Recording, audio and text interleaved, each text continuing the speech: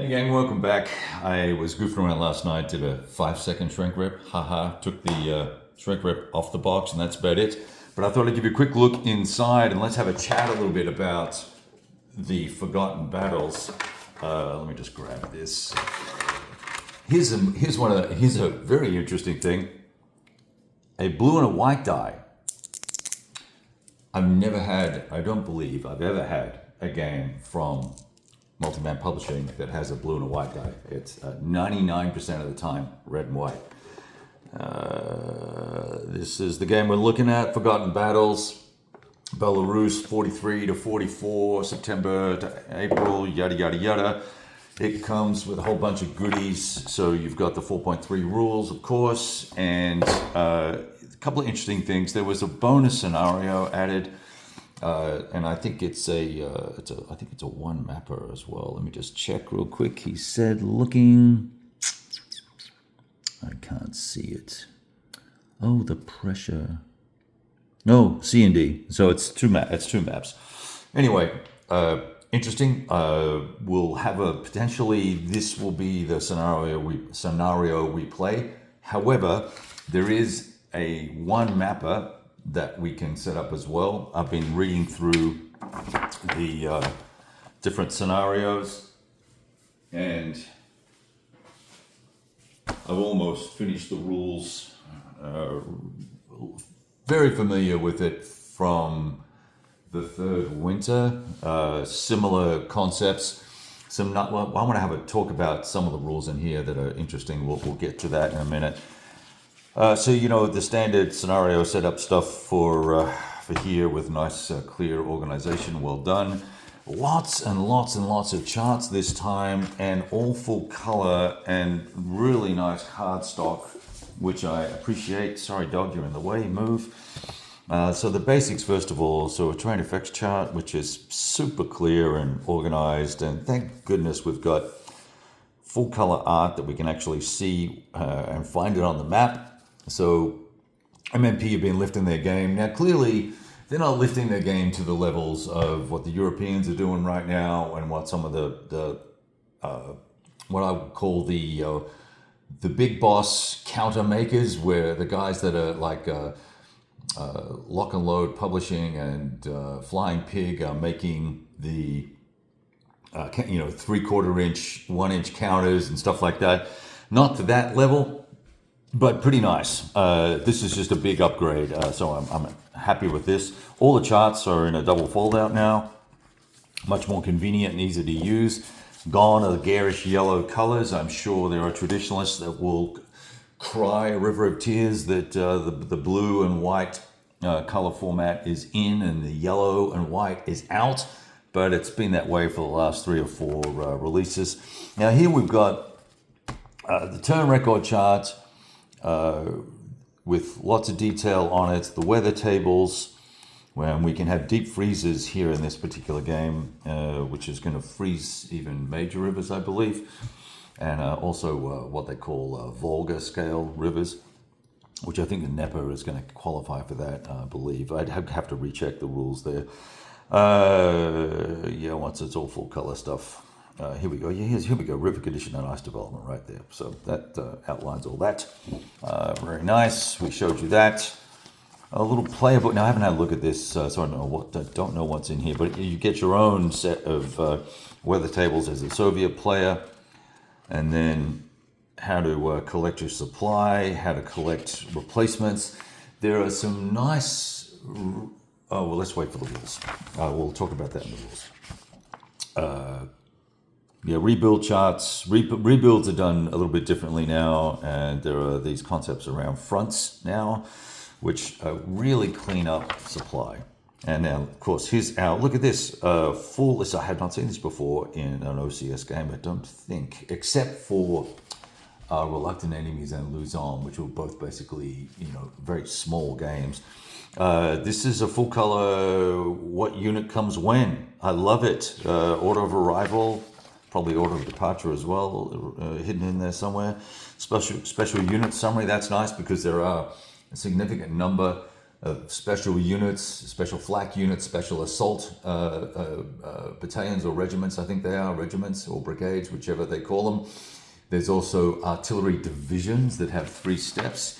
Yeah, get out of town, Charlie Brown. That's gonna leave a mark when they do that. All sorts of other fun stuff with, river-based bits and pieces and pontoon bridges.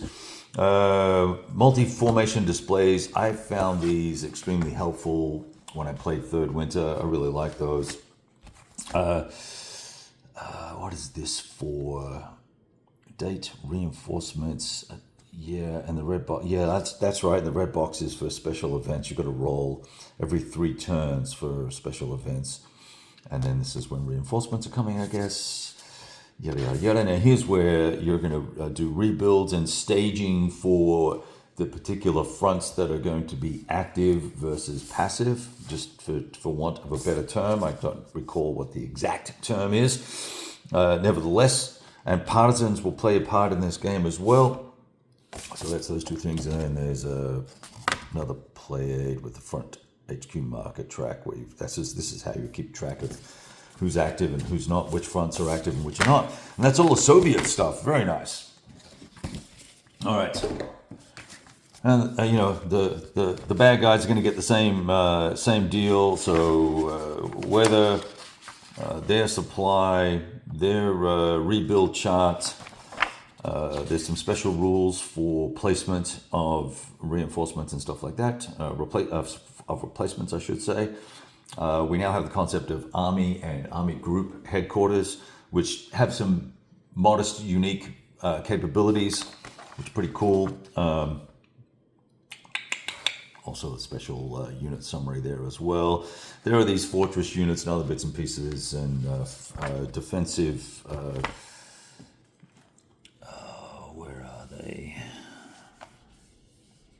Well, it doesn't matter. I'll show you. There's tank busting aircraft, and I wanted to show you the sort of what are they called? Alert battalions that are armored. That was kind of neat and different as well. Another train effects chart, and then we've got our general record track. Oh, here's our alert. Here are these alert units I was talking about just 2 seconds ago. Emergency and special event units. Also track there to keep track of things, and for multi-formation stuff. So very nice. And let's see if you're familiar with the OCS system, you'll note that these divisions are obviously significantly weaker. Like your general divisions used to be 20s, 24 3s, or 25 3s sometimes. So now your highest rating is going to be 16 by the looks of it, 16 combat factors, but still a four-stepper.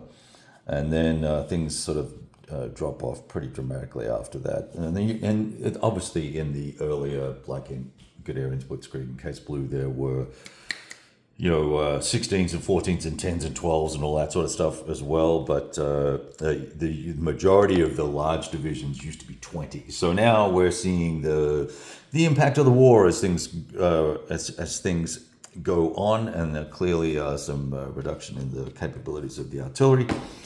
Let's have a look at this. Where's the last German one? Here we go. So then the divisions, you can see they're smaller and also less capable as well, but still will pack a bit of a punch. This was actually a operation, or not an operation, I guess a campaign, for want of a better term, that over the course of the time, that the Germans actually did okay against pretty much overwhelming odds, and part of that was their good leadership, number one. But then also, the Russians made lots of progress by every measure, but suffered quite heavy casualties as well. Their leadership also was exemplary. Much more significantly effective and stronger guards units. They're all 14-4s now with 3 steps. And then you've got the various tank armies, or corps, I should say, with 8-4-8s. I mean, they may not be as fast as the German armor, but they are going to pack a punch. Even the line armor is a little bit better now, I think. I'd have to double check that, but... And of course, just buckets of it. Standard divisions are all still 12-2s. That's the cannon fodder, basically, with 2 steps. Okay, I showed you those 2. And then we've got breakdowns, aircraft, and then I won't be using any of these. This is all the info markers. They go on the bottom of the box. And we won't need the charts, and we won't need these either. So that's all very nice. Did I show you all that? That's it. Oh, here we go. This is the final 3rd sheet of some of the tank armies, Guard tank armies, and then some of the unique aspects of the Soviet air are represented there. And of course, this all links up to Third Winter as well. So you want to go mega and do an 8 mapper. It's all you, baby. The maps look, it's classic OCS stuff, right? I'm not going to waste too much time showing you the maps, and I certainly don't have them laid out. But we've got the Marsh, we've got here's Bryansk, right? And Gomel here, so all very nice. And then you've got just, the Pripyat, I think that's how you say that, marshes, and then 2 other maps as well, which have got, all the usual terrain you would expect. I'm trying not to damage anything here, so Smolensk. So if you've played, what is it? He said, well, it's Smolensk, the OCS Smolensk, which really just covered this area here. I guess we've got Orsha, Mogilev, and Vitebsk here that you can see, and there's another map underneath. I'm not going to get that out. All right, real quick, let's have a look at a couple of things that I thought were interesting, if I can remember. Well, first of all, I mentioned these artillery divisions. I thought they were pretty nifty. And now flak, let's see if I can zoom in a little bit for you. Flak units get a boost. Later on in the war, there are a lot more flak units, so some of them now have modifiers, which will mean that on a 7 or better, you're going to inflict a step loss potentially on a strike, airstrike coming in. That's huge because you had to roll really well and really high to have a flak be effective at all. So I think that's pretty cool. That's also in the last module as well. But I didn't really do an extensive shrink grip on that last time. What was that? The Army Group, South Army Group, North markers. That's only if you're not playing the combined games. I mentioned the Ice River stuff. The Luftwaffe now has limitations, so you can't just take all of your air from one area and shove it down in another area. You've got to keep everything within 60, your strikes have to be within 60 hexes of these units. Still pretty, broad range and all the rest of it, but it stops some of the gaming stuff that can be done. Kessel HQs are unique. Here's the thing, before we go any further. Supply and reinforcements for both sides, well, basically replacements, looks like we're getting rid of REPLs, EQs and PAXs. And so you don't have to bring a replacement counter onto the map, get it to the HQ, and then build your unit. It's they're adjusting the way things are being accumulated and then saying, hey, you can put this unit with any HQ, right? Or in some cases, I think it might go to an Army HQ. We would have to check that in here, but this is my quick skim read last night. So that's neat because it just reduces the counters on the map and the to and froing and messing around. And the same thing is going to happen with supply. Supply is going to end up either arriving at Soviet front counters, or a certain amount will be able to be just directly deposited to the HQs. reflecting the masses of trucks that were available to them for the transportation, right? I mentioned the tank buster. Here's that tank buster unit now. Pretty tricky with those because it's the guy that's taken the loss if there's a flak loss. So you're going to have to use those carefully. And Kessel HQs are something that can be used as a defensive tool if you're isolated. Allows you to keep stuff in supply and deposit supply onto the map. It's got some unique features there. It says here.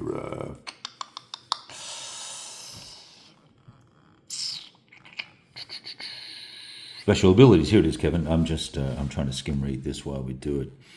Yeah, it provides trace supply to all access units within its throw range, and then I also think you can put, and you can do that for 3 turns, and then another 3 turns if you spend a transport point, i.e., eliminate it, and then you can drop a supply in. That's what happens.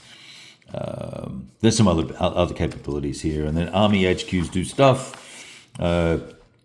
Fortress units are different and new, so that was interesting to read about those. The alert stuff, I've showed you a little bit about that. Then there are some interesting little Sturmpanzer companies that are in the game that are used for urban stuff, urban combat. And there's just this is all a lot of nuanced, I would call it historical flavor counters and bits and pieces that, make you feel like you're right there. Reds still get no hip shoots. Talks about the front, the characteristics of the front HQs and how supply is deposited and all the rest of it. I have not locked the wheels on this table, so I should not lean. Front boundaries. And then, as I mentioned to you earlier on, you're picking a posture or a mode for these fronts, and so you're either in offensive mode or you're in a regrouping mode, and that's where all your bits and pieces are going to go. Artillery barrages. There are these Soviet front HQs have their own specific artillery barrage markers. I haven't reread this stuff, so I'm not 100% clear on the benefits and costs of using those. The RVGK is just where we're rebuilding formations and units, etc. All that sort of good stuff. Special truck extenders if you need them. You will still need to move some supply around, but a lot of it can be brought into the game at probably at a fairly decent location, and then thrown, as if you're familiar with OCS, then thrown to the units that need it. All right, once again, some specialist units, bits and pieces, and then a nice set of developer notes, designer notes from Chip Saltzman and Anthony, and then historical commentary, and then some recommendations on gameplay. Let me zoom out a little bit for you now. Can't believe this is already 20 minutes. Whoa, and there goes my camera. Okay.